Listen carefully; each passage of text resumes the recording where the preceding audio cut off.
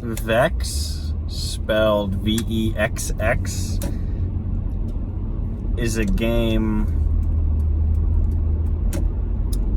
for the Nintendo GameCube and the Microsoft Xbox. I'm not sure if they had a PlayStation port, but I played the GameCube version. I want to say it came out in like mid 2000s, 2004, maybe 6. It's not a very popular game. It's a 3D platformer, and it's like kind of a beat 'em up, but not really.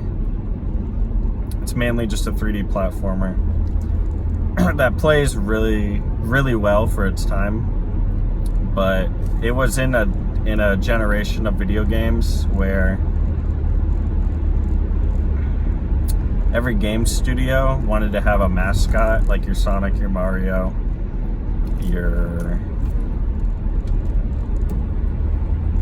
Kirby, a recognizable character that represented the game studio. So whenever they released the title of this character, people would know and purchase it. Vex is my personal favorite game.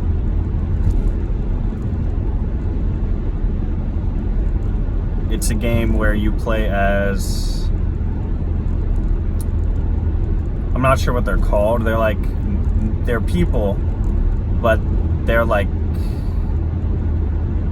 kind of animals. They've got like pointy ears. They've got like cat features, but they're not like enough to where you could call them like a cat. It's just kind of like pointy ears, little button nose. And you start off, the opening cutscene of the game, you live in a village with your family,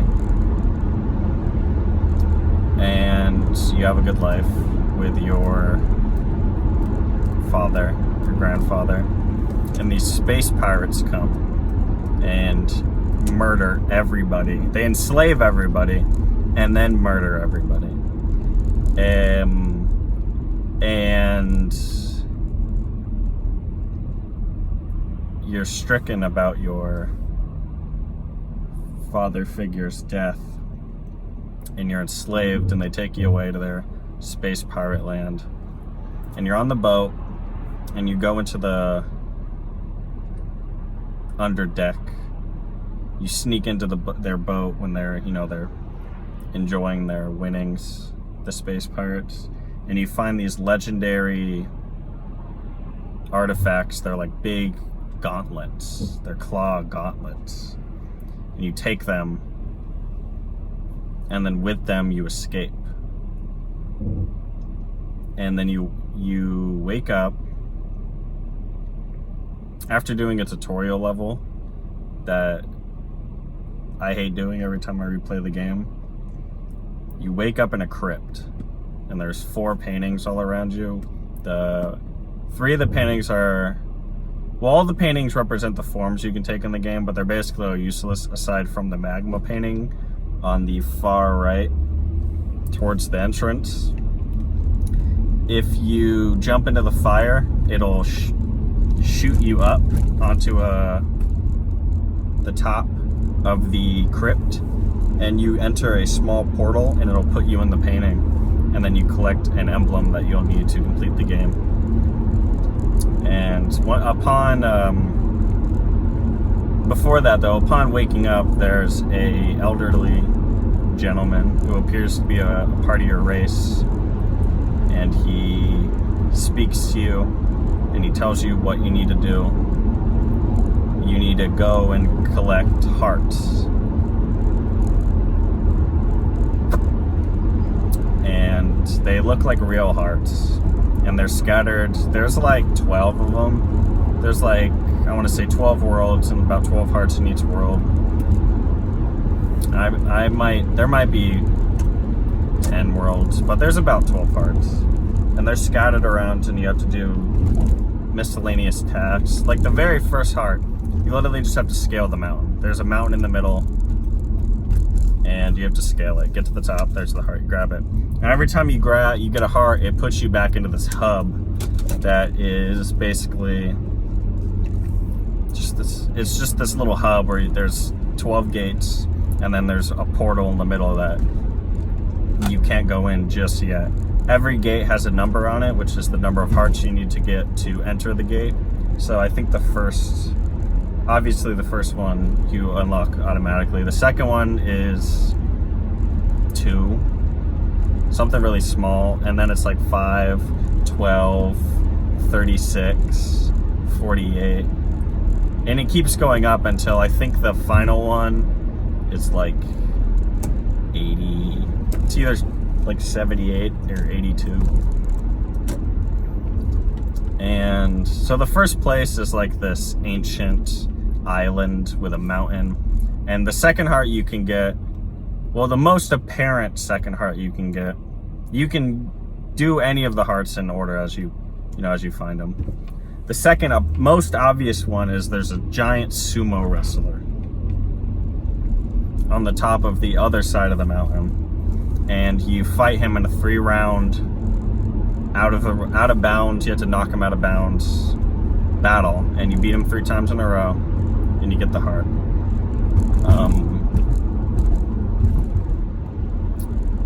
And there's a lot of other places to get hearts in that one. There's these skull bottles, you collect 6 and it gives you a heart. There's these little soul orbs, you collect 100, you get a heart. And then all the other ones are just scattered, hidden throughout the level. The orbs and the skulls is a reoccurring thing in every world you enter. The second world is like a prehistoric desert mountain with like dragon bones everywhere. And in that place you can acquire the wing suit, and it'll let you really the game plays really well, but the wing suit does not. That shit is extremely hard to control, but you only have to use it like 3 times maybe. It's not even required, but they are easy hearts to just get.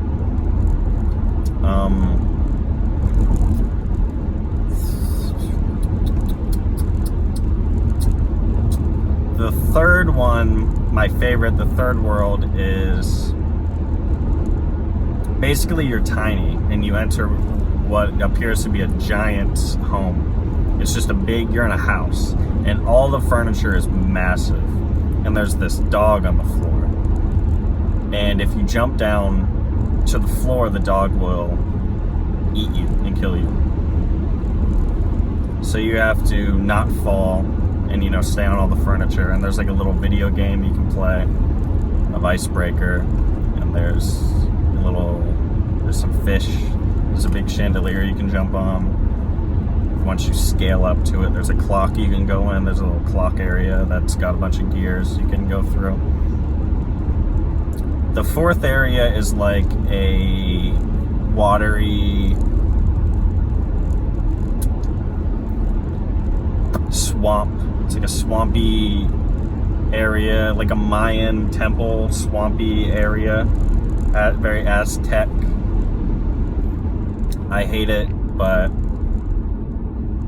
it's not the worst one.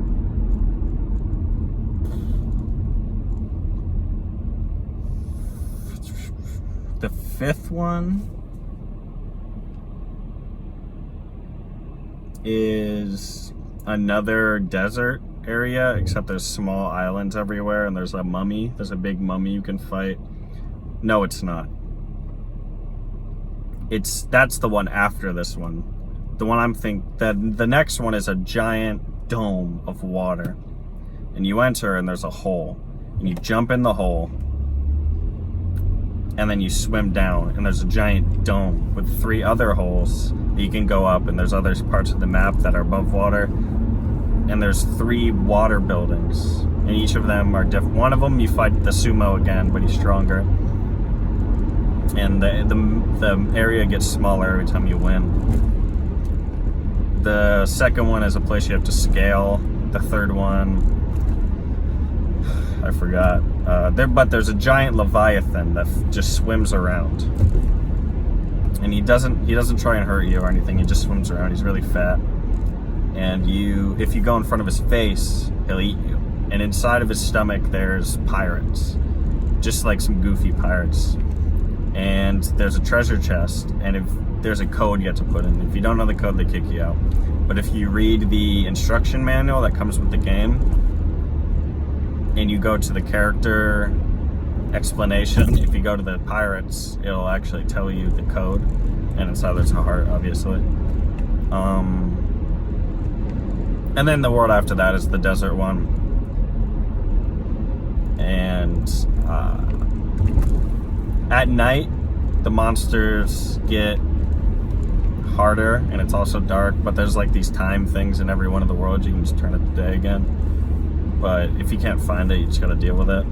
And then there's like this flip world you go in, and it's just like it's like a shadow realm, and there's platforms you jump on, and at the end there's a heart.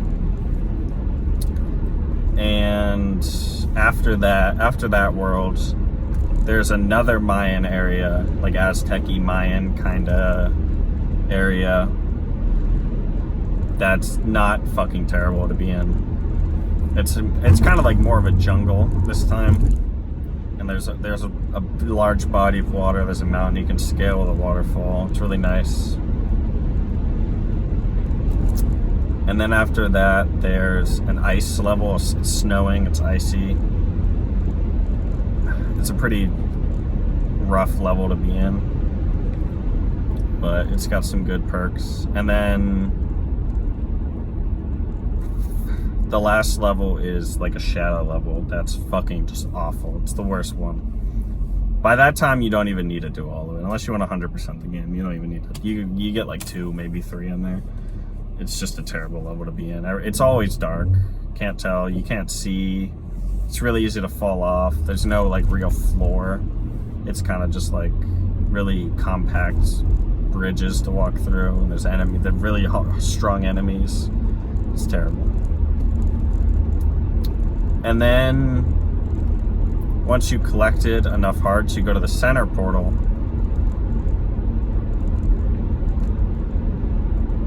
And there's the final boss. And nothing in the game has prepared you for what you're about to fight. Because up until that point, there's been no bosses.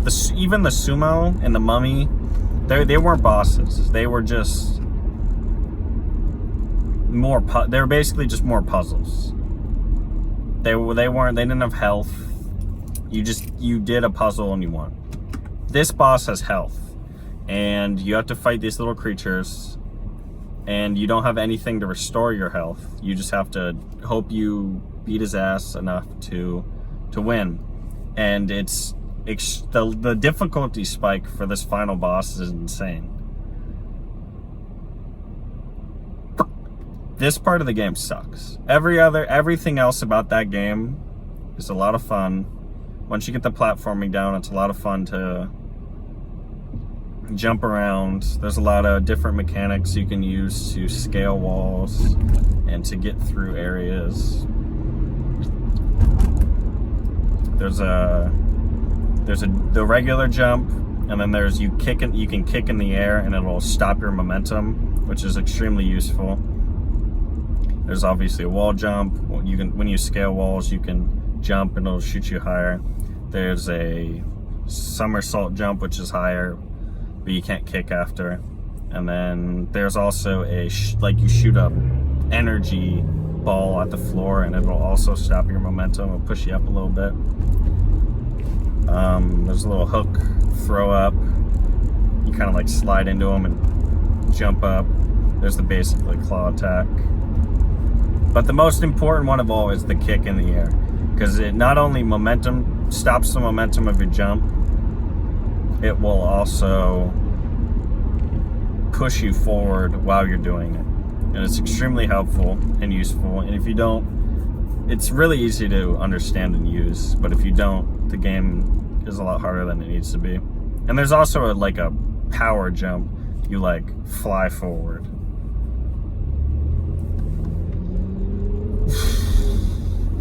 Also, the old man who was helping you, it turned out that he was the evil guy all along. And you find that out like halfway through the game, and he's like, LOL, actually these hearts you're collecting are making me stronger, and I'm gonna destroy the world with them. But you keep collecting them anyway, because you need them to get to them. So you're kind of you're making them stronger, but you're gonna kill them anyway. So yeah, that's Vex. If you ever want to play it, it's $6 on Amazon, or you can hit me up.